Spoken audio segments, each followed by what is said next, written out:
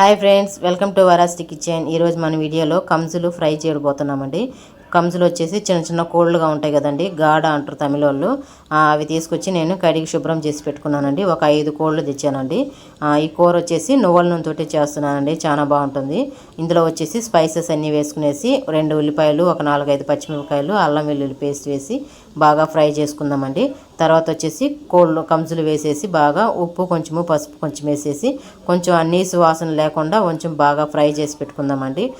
ఈ కూర వచ్చేసి నేను వాటర్ వేయకుండానే చేస్తున్నానండి. ఈ వచ్చే తాలింపులో వచ్చే నీళ్ళే చాలండి. కొంచెం బాగా ఫ్రై అయిపోయిన తర్వాత స్పైసెస్ అన్నీ వేసుకుందాము. ఇందులో వచ్చేసి ఒక 2-3 స్పూన్లు కారం కొంచెం ఎక్కువ వేసుకుంటేనే మనకి కూర టేస్ట్గా ఉంటుందండి.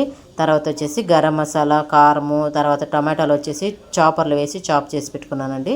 ఇవన్నీ వేసి కొంచెం పచ్చివాసన పోయేంత వరకు ఉడికించుకుందామండి. ఈ కూర వచ్చేసి బాగా ఇలాగే వాటర్ వేసుకోకుండానే ఫ్రై చేసుకుంటూ అప్పుడప్పుడు మూత తీసి కలబెట్టుకుంటుంటే చాలండి, అడుగంటుకోకుండా. తర్వాత వచ్చేసి ఈ కూర వచ్చేసి బాగా అన్నంలోకి, పప్పులోకి, రసంలోకి చాలా బాగుంటుందండి. సైడ్ డిష్గా చాలా సూపర్గా ఉంటుంది. చూడండి, కూర రెడీ అయిపోయిందండి. బాగా ఫ్రై చేసుకున్నాం కాబట్టి కంజులు ఫ్రై వచ్చేసి రెడీ అయిపోయిందండి. వీడియో కానీ నచ్చిందంటే ఒక లైక్ ఇచ్చుకోండి. Thanks for watching. బాయ్.